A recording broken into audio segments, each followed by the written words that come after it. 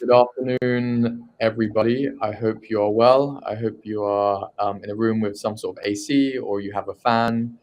It's very, very hot today. But yeah, super happy to be here this afternoon, joined to be talking about sponsor license revocation risks, really looking at what's putting providers' sponsor licenses in danger. I'm just going to give it 20 to 30 seconds to let some additional people join in so they don't miss anything. But feel free to say hello in the chat. We've got Prashant from Borderless moderating on our side. But yeah, it'd be great to know who's here and maybe where in the UK you're based. I can see Margaret saying afternoon. Hey, hi Kylie, how's it going? Great to see so many of you already dialed in.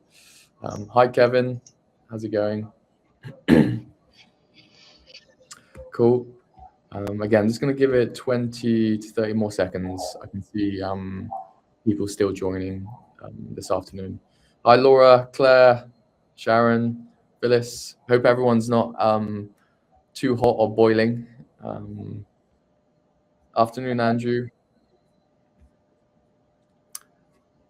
Awesome. Okay, let's kick off. Well, yeah, welcome everyone, and thank you for joining. This webinar is really for care providers who hold sponsor license, who hold a sponsor license, and really want to keep it and want to remain compliant. The Home Office has revoked more than 3,000 sponsor licenses in 2025. The most since records began, and care is the most exposed sector of all sectors in the UK. So over the next 35 to 40 minutes, I'm just going to walk through where providers are getting caught out, what a Home Office assessment and audit actually looks like from the inside, and the steps that you can take right away to ensure that your license really holds up in the face of any audit. I'm going to try and keep this as practical as possible, bringing in insights from what we're seeing on the ground, from the events I'm going to and speaking at, and hopefully this will be really, really helpful for you. But before we jump in, I actually just want to hand over to Marie, as this webinar is in partnership with CareLineLive, one of our partners here at Borderless, who's just going to do a bit of an introduction and talk about CareLineLive before we jump in. So over to you, Marie. Thank you very much, Will. Hi, I'm Marie Page. I'm the head of marketing at CareLineLive. So I know a number of you will be very familiar with us because you're customers of ours, but we have been doing the promo for this webinar. So just bear with me for a couple of minutes while I just talk about what CareLineLive is. So we're an all-in-one cloud-based home care management platform. We work predominantly in the UK. We are increasingly growing into Australia and some other countries as well. We are recently, within the last year, part of a group of software providers called Evaran, and we're basically building a trusted care ecosystem together, which will mean that you'll not just get all-in-one cloud-based home care management platform support, but you'll get, for instance, when you sign up for CareLineLive, access to MOA benchmarking, which is a fabulous compliance, audit, and quality tool, which really is best of breed. It has no significant competition in the UK that does what it does. So that's super exciting. There are other brands under the Evaran brand umbrella as well. So CareLineLive is an NHS England assured supplier for digital social care records. So basically, if you're looking for home care management software in the UK, you really would want to start your shortlist with that list rather than those that have not reached those compliance standards. We cover all the normal things: rostering, scheduling, care planning, EMAR, payroll, invoicing. We've got a care circle portal for friends and family. There's a carer app for carers. There's a management portal for people in the office. They're all super integrated. They've been developed together from the ground up rather than being kind of bolted on together by different acquisitions over the years, which I know is the case with some software. I'd say the thing with CareLineLive is our customer support is probably the best in the industry. I'm able to make that claim because we're the highest rated software company in this sector on Trustpilot. We hover between 4.7 and 4.8. That they're both categorized as excellent on Trustpilot. So just click through to Trustpilot and have a read and see what customers think about us. Of course, we're doing lots of new developments, lots of new features. So, you know, we've just launched body maps on the Carers app. Other bits and pieces coming out, but you don't need to know the detail of that because you're interested in sponsorship here. So I think rather than me talk any more about CareLineLive, I'm going to hand back to Will. And if any of you have any questions about CareLineLive, reach out to us via our website or pop something in the chat. I'm going to go off camera now because you don't need to see me melting anymore. Thank you very much. Thanks, Marie. And we do have Nathalie from CareLineLive as well moderating in the chat, so you can learn more about them and how they can support you. I see Nathalie's put some links into the chat, and yeah, I'm also seeing some comments about people melting. So please stay with us. Hopefully you've got an iced coffee or you have some cold water with ice. But awesome. Let's now jump into it. So for those that don't know me, my name's William Murch. I lead partnerships here at Borderless. You know, if you are regular attendees of the Care Show or the Care Road shows up and down the country, you may have met me before. And yeah, really excited to be here. I do lots of webinars at Borderless. So what we're going to cover in the next 40 minutes. First of all, we're just going to be looking at, you know, why your license has never mattered more in 2026. Also, where it goes wrong, you know, for lots of organizations and providers in the UK. Before then, diving into what the Home Office actually checks, you know, if they turn up, if you've got an unannounced inspection, what the Home Office is going to be looking into. Then deep diving into what we're actually seeing on the ground, which is catching providers out. So hopefully we can leave you with those three things that you can go away this afternoon, tomorrow, next week, and start self-triaging and maybe doing a mock audit on yourself on the key things. And then we'll also be looking on and at what happens if you've maybe spotted something, you've spotted a gap in your reporting, your compliance as a sponsor, and what you can do to proactively fix that. And then finally, we'll just be rounding up, you know, with how Borderless can help before entering to a quick Q&A. Just some housekeeping before we dive in. Feel free to use the Q&A box at any time, or to put your questions into the chat, and we'll aim to get to them. Many of you have already said hello, but you know, if you haven't, feel free to introduce yourselves. And then finally, this session is recorded and we can share the slides after, so no need to take meticulous notes. Feel free just to listen and stay engaged, and we'll be sharing everything after. Cool. So I want to start by reframing what sponsor license actually is, you know, because a lot of organizations treat it as paperwork, something they just get, something they hold. And it's not. You know, your sponsor license is the thing that keeps your team in place and your rota filled. You know, if you lose it, the consequences, you know, can land really fast. You know, I constantly chat with providers where perhaps like half of their organization are on a visa.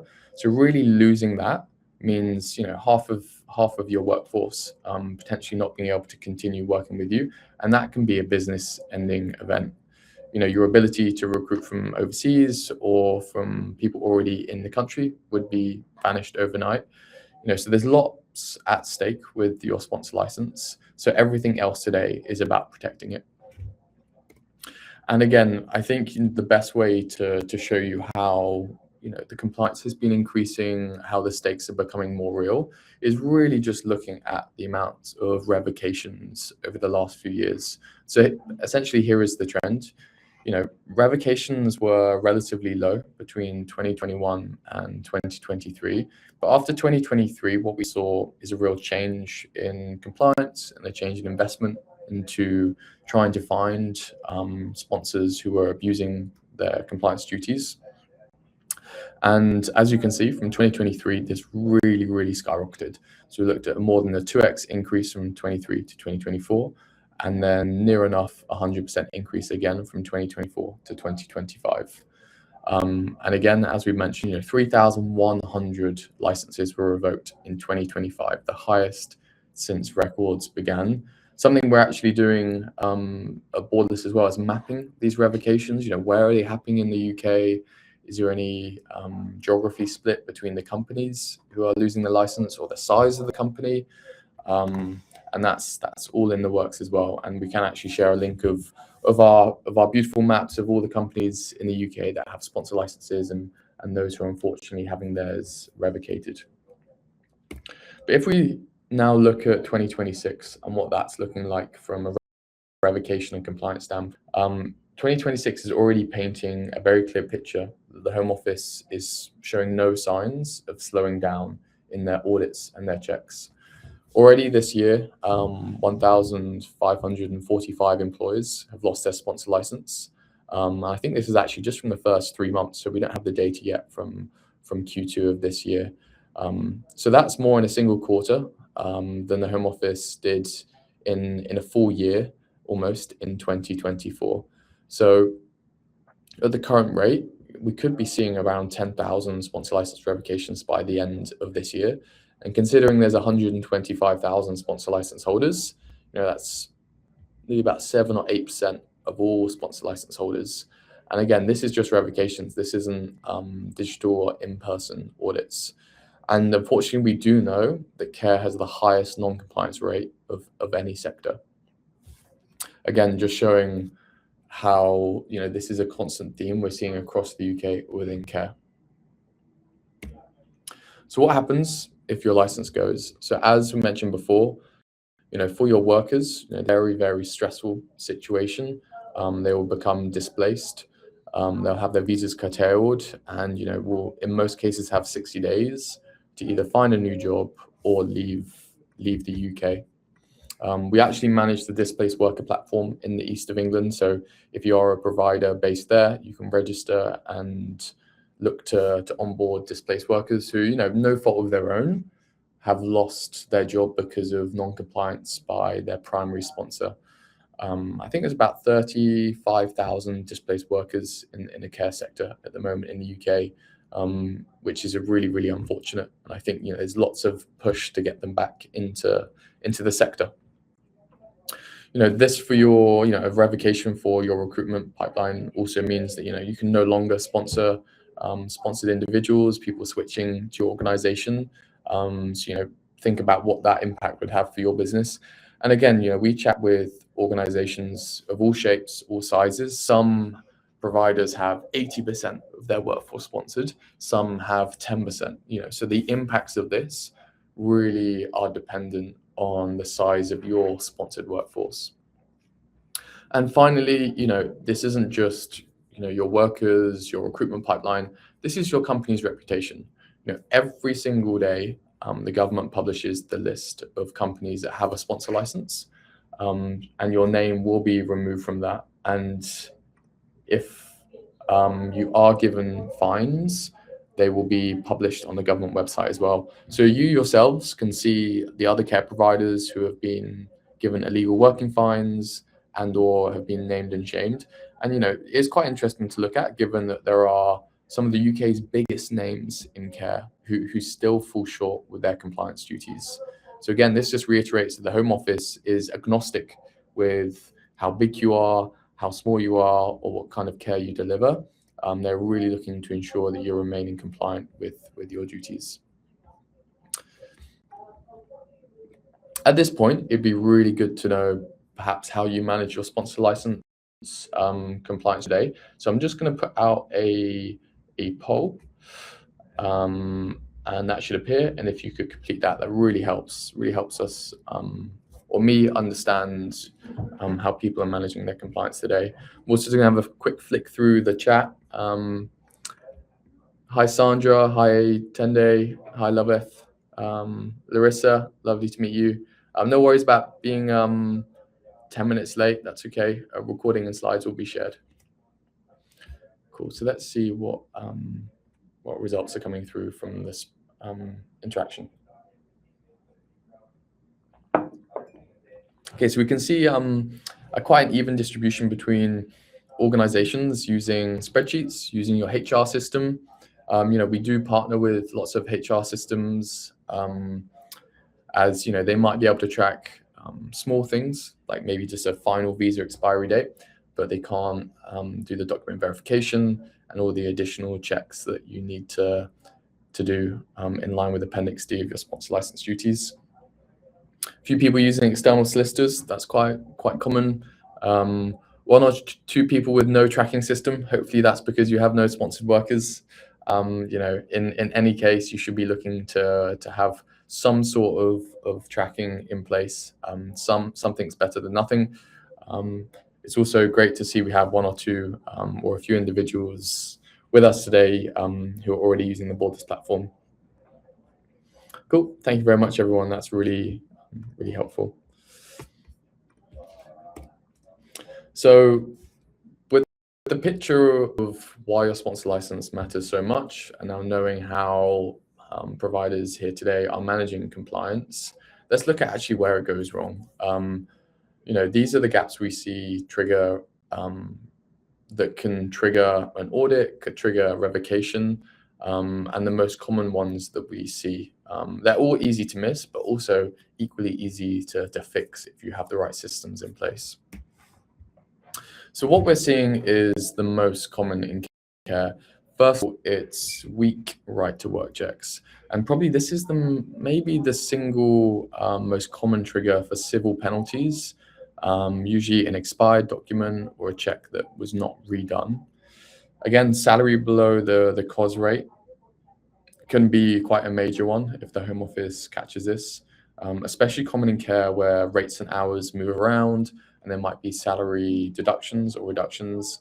And again, this is not only a Home Office duty, you have to adhere to national minimum wage. And we quite often do stuff with HMRC because they see this come up time and time again in the care sector. And I quite often hear anecdotes of providers who every single month are getting the COSs of the individuals, they're getting the pay slips, and they're just looking to ensure that they match up. And obviously that's something we do on the Borderless platform. So poor record keeping as well, just generally is quite common, unfortunately. So that's not documenting your HR processes, not documenting the recruitment process, not documenting ID and verification on individuals. And then finally, the fourth most common thing we see is reporting gaps on the SMS. So changes not reported in time or not at all. And a lot of organizations know that they need to report changes to the workers. But where we see this falling down is actually reporting changes to your business. So for example, if there's a new director, if there's a change in shareholding, if there's a change in registered address, all of these things need to be reported on your SMS. So every one of these is an admin slip, and every one is enough on its own to potentially lead to a sponsor license revocation. And we are going to dive a bit deeper into these four later on as well. You probably already know the cost of getting it wrong, but I'm just going to reiterate it again. The Home Office and the government does have the ability to hand out £45,000 fines per worker for illegal working breaches, and then for repeat breaches up to £60,000 per worker. And again, I would urge you all to Google how many fines were given out in the last quarter, the last few years. And since 2018, the Home Office has given out around £88 million in fines, which fortunately or unfortunately makes them one of the biggest revenue generating government organizations. But again, this just is very, very real. Lots of providers I speak to definitely wouldn't be able to ingest this if they were given a fine. And the cost of protecting yourselves from fines like this are a lot lower than the potential of getting the fine. But how does a revocation usually unfold? If we look at it, we can see how, in an example, how it would play out, because it's rarely this one big dramatic event. It's a sequence. It usually starts with something small, a follow-up right to work check that's maybe slipped because someone's on leave or it wasn't recorded. Then HMRC data matching flags a salary does not line up with the certificate of sponsorship. That maybe then triggers attention, and you get an unannounced visit with a request for documents on a short deadline. and then under the scrutiny, under the pressure, the records don't reconcile, and that typically would then lead to a license that is suspended. And we don't just say this not knowing the process. Lots and lots of the organizations we support have been through an unannounced home office visit. And even at Borderless, a third of my colleagues are sponsored. Even we've had the home office come into Borderless to ensure that we're doing everything right, which is kind of ironic given that we built a platform to keep everyone else compliant, and obviously we pass with flying colors. But we ourselves have felt this pressure. We know how uncomfortable it can be for organizations and for individuals. A third of my colleagues are sponsored. But what this hopefully really reiterates is this, again, it's not this single dramatic failure that typically leads to a revocation. It's just gaps in the process which are never cool to start. But if the Home Office are to turn up, I think it's really good to know what they're actually looking to check. And feel free to say in the chat, have you had a Home Office audit? Have you got one upcoming? It's really good to hear people's experiences on this, because some people might have a one-day audit, other people have a 2-week audit. Again, it's really dictated by the size of your sponsored workforce. Laura's saying you haven't had one yet. Phyllis is saying that you've had them twice. That's really interesting. Were they between over what time span? Was it like one a year, or maybe was it 2 in quick succession? Sharon's had one. I'm not sure if everyone would agree with me that they are very, very stressful. Kevin hasn't had one yet. But in both cases, it's really good to be prepared. So Phyllis, thank you so much for being open. 14 months between each. Again, like them coming back every 14 months is, I imagine, very, very stressful for you. So hopefully you've still got your sponsor license, and hopefully you've passed with flying colors. Sharon saying emails are very threatening. Yep, the tone of voice they use is not nice. They are really looking for sponsors who are really abusing the system, but they are casting their net quite wide. So sorry to hear that you found them threatening. Nice, well done, Phyllis. Passed twice with flying colors, still A-rated. Maybe you'll have to come onto the webinar next time to talk us through your experience. That would be really fun. But for those who haven't maybe felt the pain or haven't been inspected by us yet, we're just going to talk through what they, this isn't an exhaustive list either, but this is more or less, what they'll be looking at when they come in. So, typically you'll be emailed or told that you're having an assessment, but in some cases it's unannounced. And when a compliance officer from Home Office turns up, they'll be looking to look at things like right to work checks for every sponsored worker, making sure they're in date, they're done at the right time, making sure that you've got adequate HR processes to track your sponsored workers, making sure that the salary matches the rate on the certificate of sponsorship, again, looking for any reductions, deductions, and over any time period. Again, recruitment and role evidence kept as required. What we're seeing at the moment is a real scrutiny around how genuine a role is and how genuine a vacancy is. Again, changes reported on the SMS on time, so there'll be cross-referencing. And again, an example would be there was a registered change of address for the business reported on Company's House. They then look at the sponsor management system. Was that SMS reported within the correct time frame? And then, looking at more general up-to-date contact and address records for each worker. So again, this isn't a fully exhaustive list of what they'll be looking for, but just a more broad idea of everything they'll be looking at. And they will be asking to interview the sponsored workers on the day as well, to ensure that their hours are marrying up, to ensure that their COS role description actually matches what they're doing day to day. And again, just it'd be really helpful to do another quick poll. We've just gone through, what a home office audit, or when they come in, what that might look like. It'd be really interesting to know, if you put your hand on your heart, how confident you would feel that if the home office were to turn up tomorrow or Friday. They probably not, because it's too hot. But if they were to turn up, how confident, you are with your record keeping, and that you would pass an assessment today. So I'm just going to put the second interaction out. I'm just going to let some people reply to that. I'd be interested to know if they are going around auditing today, given how hot the weather is.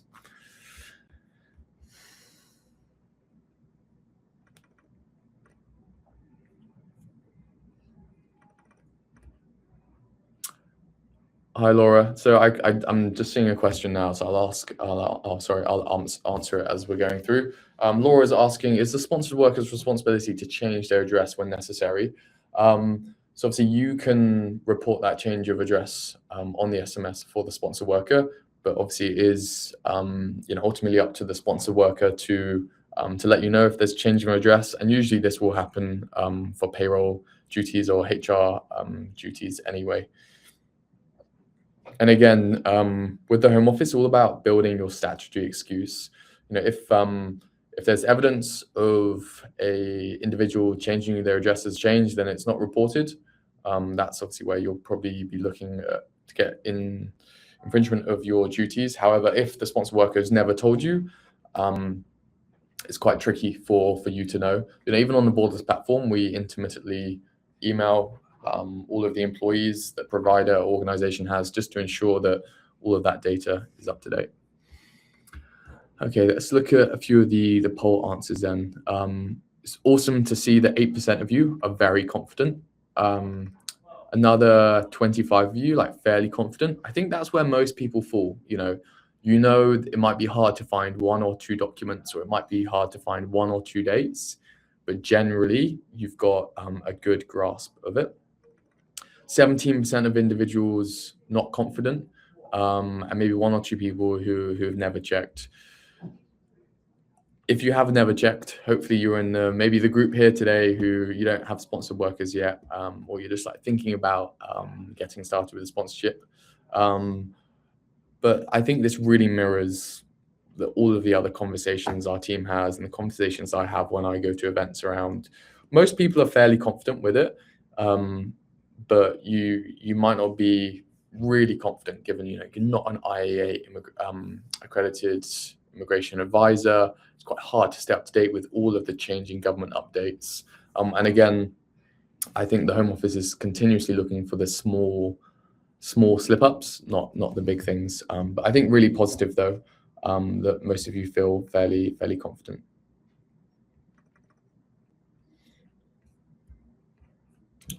Cool. So on to the next slide.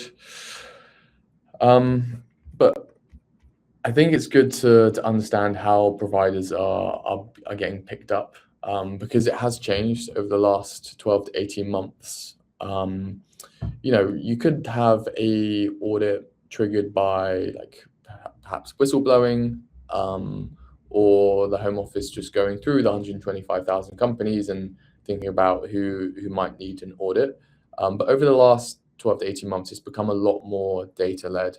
So the HMRC and the Home Office are working a lot more closely together, such that one national minimum wage breach could then trigger a Home Office audit, because obviously HMRC has all that payroll data, so it's just a matter of fact of them matching the payroll data with the list of companies that have sponsor licenses, and then they can then see, if someone's in breach of their payroll data, it's highly likely they're not compliant with their Home Office duties. Also, unannounced visits and remote document requests are both rising, and what we're seeing actually, it'd be interesting to know if everyone else or anyone else is seeing this, is I think when organizations are putting in new COS requests to get more COS, a bigger COS allocation, we're seeing in more and more cases, the Home Office come back with further doc requests. And albeit this is an audit, I think this is them sense checking, do they have all of their ducks in order? So before putting in any COS request, I would would urge to do like a mini mock audit internally yourselves.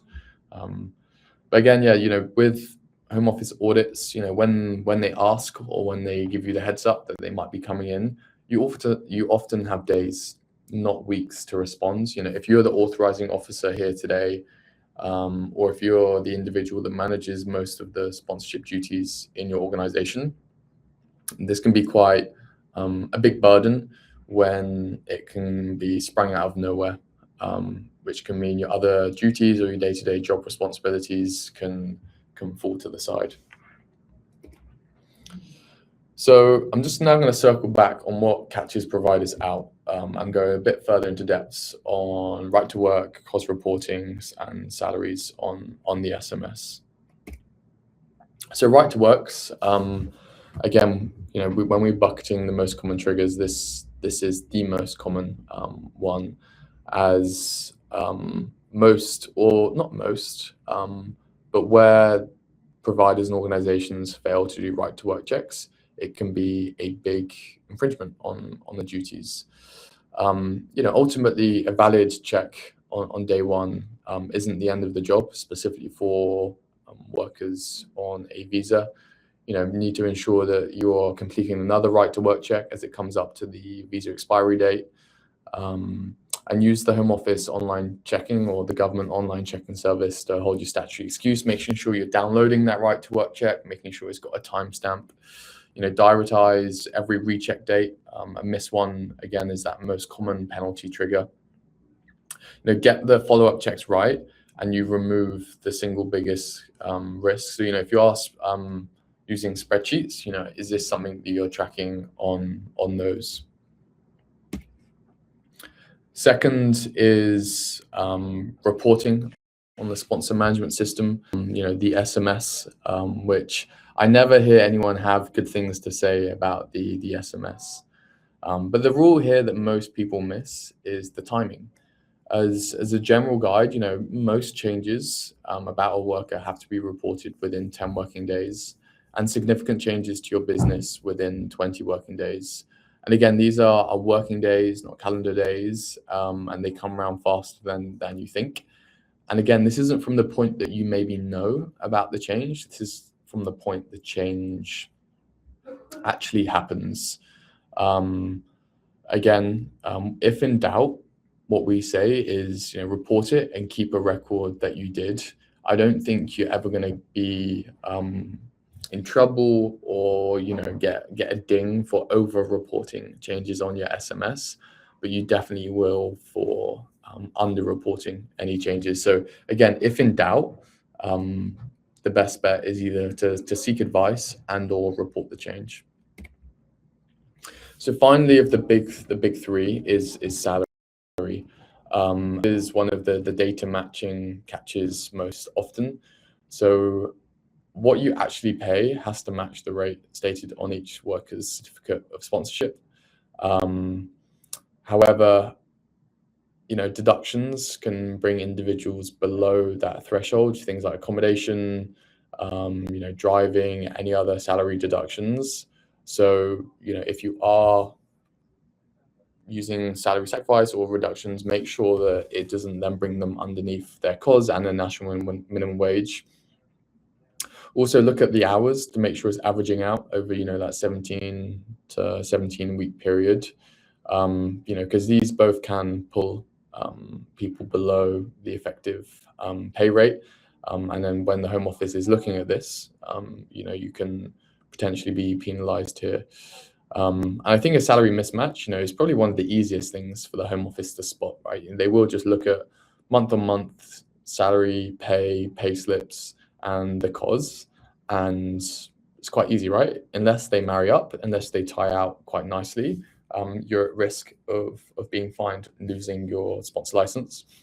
And again, I think I was at the Care Roadshow up in Liverpool earlier this year, and I spoke to someone who was managing payroll in a provider, and I think they had about 100 to 120 sponsor workers, and he said he spent, I think, 2 or 3 days every single month ensuring that this wasn't an issue. So he said he'd print off all of the payslips, he'd and have all of the causes, and just making sure that everyone's causes and payslips married up, which I can imagine is a real pain, not only for him, but for lots of providers and for lots of providers we speak to.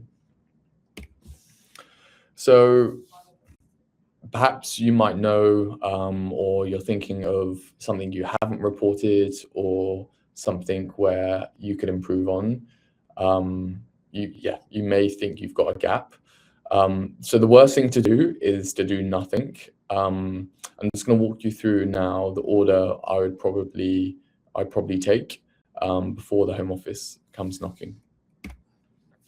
So first of all, if you have spotted a gap in your own Home Office compliance duties, I think I would run a full self-audit of every sponsored workers file, making sure you've got all of the right documents for your sponsored workers.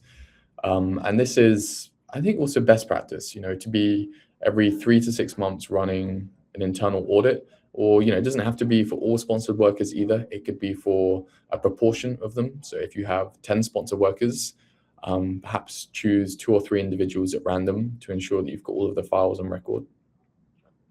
Again, for the gap that you have spotted, fix the records you can fix and document what you did to proactively stop this going forward. And again, make any overdue SMS reports as soon as possible. I think a late report is better than no report. Also, get advice before a visit. If you've spotted a gap, maybe seek advice around what to do, how to manage it going forward, not during a Home Office audit, or, when you have an audit upcoming. Again, we've been in situations where someone's come to Borderless and said, hey, we've got an audit on Friday and it's a Tuesday. At that point, it's really, really hard to get everything done on time and to build that confidence that you want when the Home Office walks into your organization. So again, just moving from reactive to proactive. And finally, I think faults are due to a lack of system in place. Across all of your other compliance duties, you've got systems in place, you've got dedicated software, and you've got people covering these. So maybe look at how something slipped through, or the gap that you spotted, and think about how can you proactively fix this with a system. So I think the real shift here is moving from reactive to being in control. Today for most providers, as we've seen, as people have put in the poll, using spreadsheets, manual reminders, perhaps checks are done when someone remembers, not when they need to be done. Evidence is scattered across different systems, HR, paper files, Y drives, Google Drives, and it's a real scramble when requests land from the Home Office. What does control look like for you? One system, every sponsored worker, automatic alerts before anything lapses, complete audit trail in one place. I'm ready the day the Home Office asks, or in Phyllis's case, every 14 months when the Home Office comes.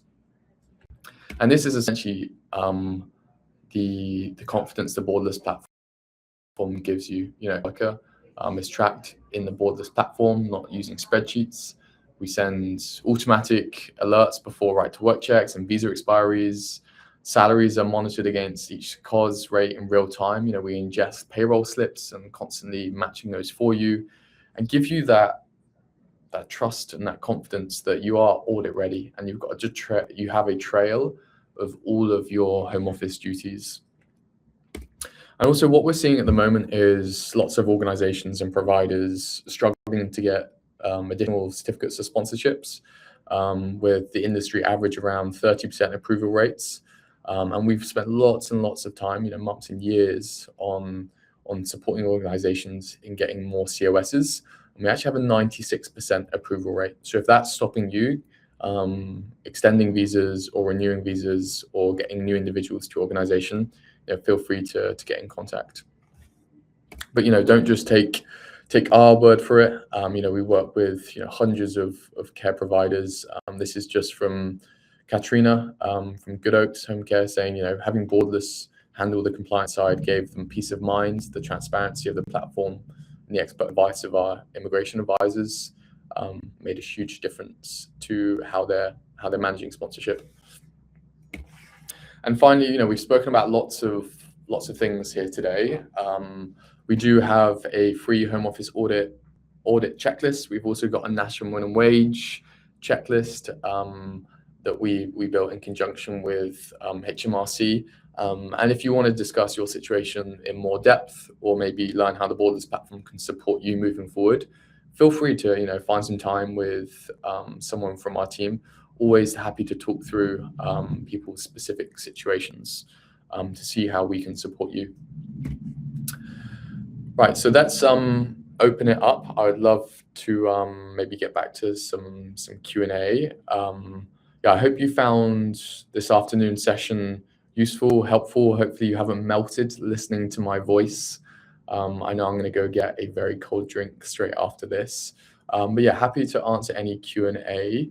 One thing to note is I'm not an IAA accredited immigration advisor. So if there's anything specific about a case or any specific advice, I can't get to that, but we can get back to you if there is a question. So I'm just going to look now through the team.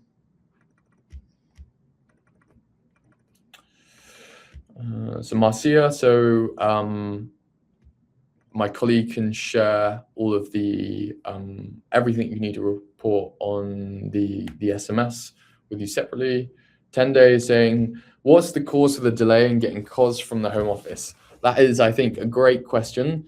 I wish we knew. I think it's 2 or 3-fold. One, the Home Office is chronically understaffed. So when you're doing a COS request, it typically lands on someone's plate to conduct. Them being understaffed basically causes delays in those process.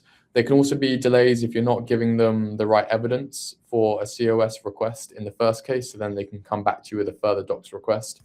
And again, what we do is we proofread every request ahead of it going to the Home Office, so you're in the best position to get those COSs.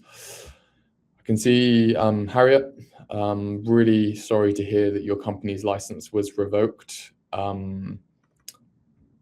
and that your visa has been curtailed. If you're based in the east of England, we have a displaced worker platform which you can sign up to. Gayla is asking, is there a problem if the salary is higher than the COS? Nope, no problem there. I think what they're trying to avoid is people being underpaid on their COS. Thanks, Prashanth, for sharing the Borderless Home Office audit checklist.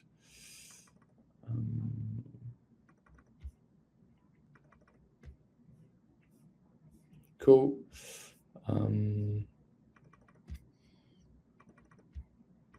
Awesome. Doesn't seem to be many more questions today. It's been an absolute pleasure. Hopefully everyone, as I've said, hasn't been melting whilst you've been watching this. The slides will be shared, the recordings will be shared, and feel free to get in touch with the CareLineLive team if you have any questions about them or how their platform can support you, or feel free to get in contact with us here at Borderless if you've got any immigration questions or concerns. We run these webinars on a weekly basis, so you can dial into as many as you want. I think the next few ones are around the new indefinite leave to remain rules are upcoming, but always around how you can stay most informed and compliant with Home Office duties. But awesome. Thank you very much, everyone. I hope you have a great rest of your Wednesday and rest of your week. Bye-bye.